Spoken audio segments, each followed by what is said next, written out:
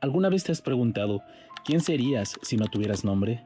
No me refiero a si te llamaras de otra forma, me refiero a nunca haber tenido a uno, a crecer sin esa palabra que desde tus primeros días te fue susurrada al oído como un ancla, esa etiqueta que convirtió tu cuerpo, tu llanto, todas tus sensaciones en alguien. Tu nombre es el primer regalo que recibiste, el título del libro de tu vida. Pero ¿qué pasa cuando el libro nunca recibe un título? ¿Qué le sucede a un ser humano cuando su historia empieza con una página en blanco y sin autor? Hoy vamos a sumergirnos en una obra de las más reconocidas del manga, Monster, del maestro Naoki Urasawa, y trataremos de entender a una de las criaturas más fascinantes de la ficción, Johann Liebert. Pero no vamos a hablar sobre su actuar o sus crímenes, vamos a hablar de su vacío, porque Johann no es un monstruo por lo que hizo, es un monstruo porque no es nadie. Y para entenderlo, tenemos que hablar un poco sobre filosofía y psicología. Para ejemplificar, podemos empezar hablando sobre lo que nos dice Paul Ricoeur en su obra fundamental Sí mismo como otro. En esta obra desarrolla el concepto de identidad narrativa. Para Ricoeur no somos una esencia fija, somos la historia que nos contamos a nosotros mismos. La identidad no es un punto, es un relato, y todo relato necesita un protagonista con un nombre. El nombre es la piedra angular que unifica nuestras acciones, los recuerdos y los proyectos que tenemos en una biografía coherente.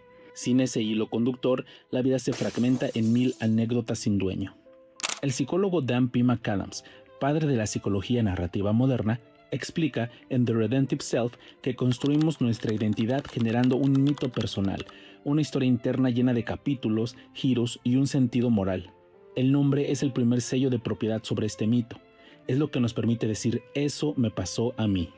Ahora imagina que te arrebatan ese sello, que no hay un a mí al que adjudicar la historia, que tu pasado está hecho de recuerdos prestados, ecos de la vida del otro. Tu identidad no sería narrativa, sería un espejo roto, y tú la imagen fragmentada que no terminas de ver. Esto nos lleva a una segunda pregunta. ¿Se puede ser humano sin ser alguien?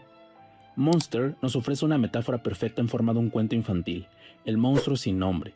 Este cuento nos habla sobre un monstruo sin nombre, un monstruo que deseaba tanto una identidad que no podía soportarlo. Para conseguirla, entraba en el cuerpo de distintas personas y adoptaba su nombre, pero nunca se sentía completo. Cada vez necesitaba devorar a alguien más, hasta que terminó destruyendo todo a su alrededor. Cuando finalmente obtuvo un nombre propio, ya no quedaba nadie vivo para llamarlo, por lo que volvió a quedarse solo y sin identidad. En el manga, este monstruo del cuento es la analogía perfecta de Johann Liebert. El psicópata perfecto no es aquel que elige no sentir, sino aquel que fue vaciado antes de poder llenarse.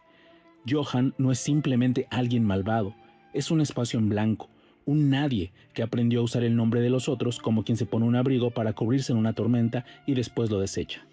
El filósofo Robert Arp, en su ensayo Are You My Monster?, analiza con precisión esta patología.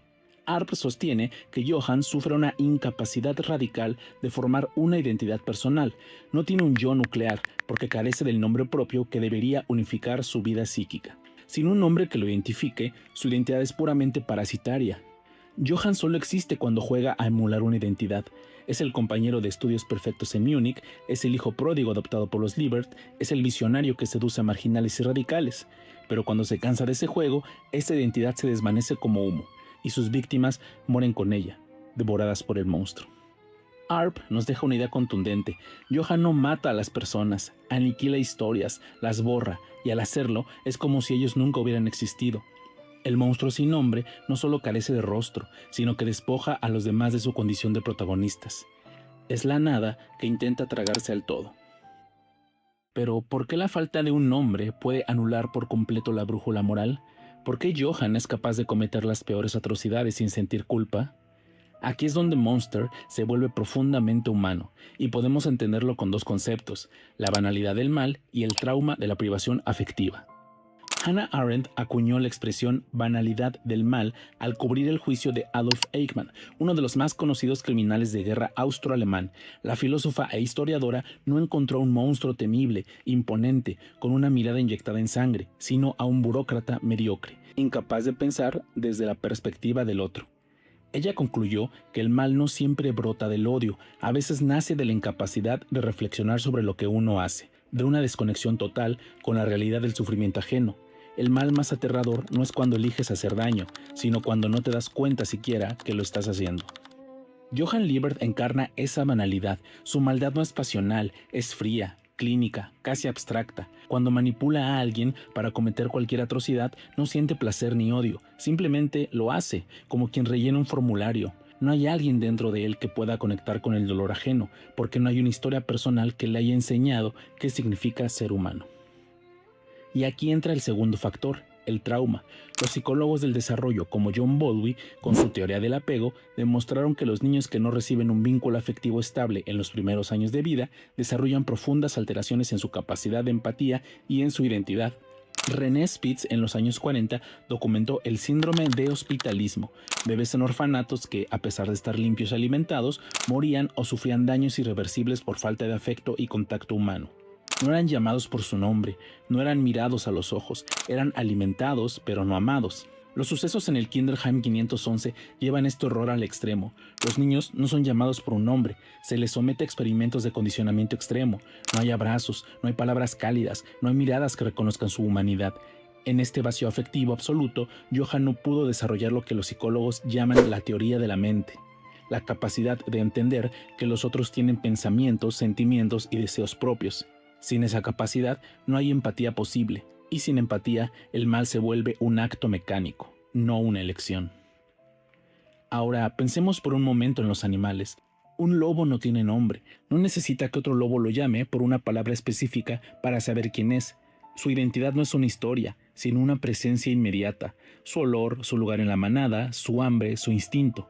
El animal existe sin necesidad de una identidad, existe en la pura inmanencia, atrapado en un presente perpetuo, sin la carga de tener que convertirse en un personaje. Por ejemplo, nunca preguntará ¿quién soy?, porque no puede salir de sí mismo para observarse. El antropólogo Claude Lévi-Strauss, en El pensamiento salvaje, demostró que nombrar es un acto profundamente humano. Clasificar, distinguir y dar nombre a cada criatura es nuestra forma de domesticar el caos del mundo. Los animales no se nombran a sí mismos, no lo necesitan, son completos en su naturaleza muda. Pero nosotros sí tenemos esa necesidad, por eso nombramos a nuestras mascotas. ¿Te has preguntado por qué un humano, al adoptar un perro, lo primero que hace es ponerle un nombre? El animal no lo pide, no lo necesita para sobrevivir. Somos nosotros quienes necesitamos dárselo. Proyectamos sobre esa criatura nuestra propia sed de identidad. Al nombrar a nuestra mascota, la arrancamos simbólicamente del reino de lo anónimo y la introducimos en nuestra historia. Le damos un papel en nuestro relato familiar. Deja de ser el perro y se convierte en nuestro perro. Le otorgamos la dignidad de una identidad única, un alma narrativa, porque no soportamos convivir con algo que carezca de nombre. Es un acto de amor, pero también de puro egoísmo humano. Necesitamos reflejarnos en un tú con nombre para no sentirnos tan terriblemente solos en nuestro propio yo. La diferencia es abismal. El animal existe en paz sin nombre. El humano sin nombre no existe en absoluto. O peor, existe como un monstruo. Y aquí tenemos que entrar en el territorio de los spoilers. Para entender la tragedia, tenemos que hablar del final de Monster, porque Urasawa no cierra la historia con una respuesta tranquilizadora, la cierra con un vacío que podemos interpretar de muchas maneras. En el desenlace, todo converge en el pueblo de Rugenheim. Johann ha provocado una masacre. Su objetivo no es matar por matar, es culminar lo que él llama el escenario perfecto. Obliga a Tenma a eliminarlo. Johann quiere que Tenma se convierta en un asesino y demuestre así que todos, sin excepción, pueden transformarse en monstruos. Es su última manipulación. Tenma le apunta, trae el arma, tiene el motivo, el derecho, pero no dispara. No puede, porque matar a Johann significaría traicionar todo aquello por lo que ha luchado. Significaría darle la razón al monstruo. En ese instante, un hombre del pueblo desesperado porque cree que Johann va a matar a su hijo le dispara en la cabeza. La historia se pliega sobre sí misma. Johann recibe un disparo exactamente en el mismo lugar donde Tenma lo operó cuando era niño. El círculo se cierra y Tenma, fiel a sus principios hasta las últimas consecuencias, vuelve a hacer lo que hizo entonces: operar a Johann. Le salva la vida por segunda vez. Rechaza convertirse en un asesino. Rechaza convertirse en monstruo. Tiempo después, Tenma visita a Johann en el hospital. Johann permanece en coma, inmóvil, silencioso. Tenma se sienta junto a su cama y le habla. Le cuenta que ha hablado con su madre. Le revela algo que Johann siempre creyó haber perdido. Sí tenía un nombre real, un nombre propio, un nombre que le pertenecía. No era un monstruo sin nombre, siempre tuvo uno. La creencia que había sostenido toda su existencia, el vacío que había devorado su identidad, era una mentira, o quizás una herida tan profunda que le impidió recordar quién era. Y entonces ocurre algo. Johan parece despertar, habla con Tenma, le cuenta el momento en que su madre tuvo que elegir entre él y su hermana Ana, pero la obra es deliberadamente ambigua.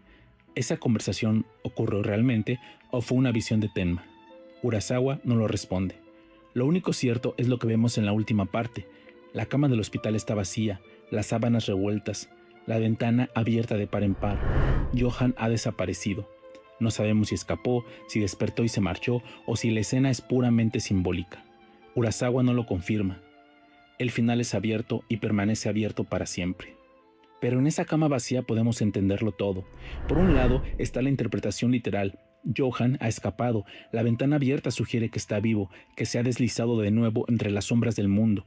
El monstruo sigue suelto, pero esta vez es distinto, ahora sabe que tiene un nombre, y eso cambia todo. Por otro lado está la interpretación metafísica. La cama vacía es la metáfora de una identidad que nunca logró cuajar. Johan, el monstruo sin nombre, se ha desvanecido, porque su identidad era parasitaria, tejida con los nombres e historias de otros. Al saber que sí tenía un nombre, la máscara se rompe. El monstruo que vivía devorando identidades ajenas ya no está. ¿Qué ocupa su lugar? No lo sabemos. El filósofo Robert Arp, en su ensayo Are You My Monster?, argumenta que este final abierto es la única conclusión lógica para Johan. Si Urasawa hubiera revelado un destino definitivo, habría traicionado la esencia del personaje, porque Johan es fundamentalmente un vacío, un espacio en blanco, una pregunta sin respuesta. La cama vacía es la representación visual perfecta de esa nada existencial.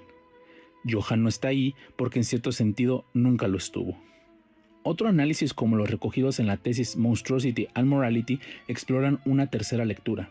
La cama vacía como símbolo de la imposibilidad de narrar a Johan. En la psicología narrativa de Paul Ricoeur, una persona existe en la medida en que puede contar su propia historia. Johan nunca pudo hacerlo. Incluso cuando Tenma le revela que tuvo un nombre, no sabemos si Johan pudo escucharlo, procesarlo, integrarlo en su propio relato. La cama vacía es el silencio narrativo absoluto, el lugar donde debería estar el protagonista, pero solo queda la página en blanco.